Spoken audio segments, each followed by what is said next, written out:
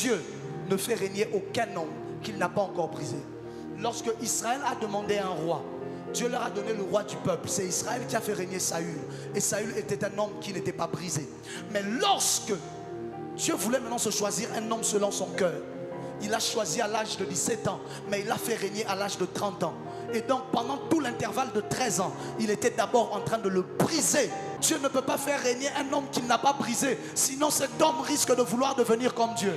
C'est parce que Adam a été créé adulte que lorsqu'on lui a proposé le fruit pour devenir comme Dieu, il l'a mangé. Lorsque Dieu te donne quelque chose, il se rassure que tu aies d'abord appris à vivre sans la chose, afin que ce qu'il te donne ne devienne pas une dépendance. Avant que Dieu ne te donne un trône, avant que Dieu ne te donne de richesse, il va d'abord te briser. Pourquoi? Pour t'apprendre à vivre sans tout ce qu'il va te donner. Afin que même quand il t'emmènera ces choses-là, que ces choses-là ne deviennent pas ton Dieu. Parce que tu sauras que ça n'a aucune valeur. Tu as vécu sans ça. Tu as été sans ça.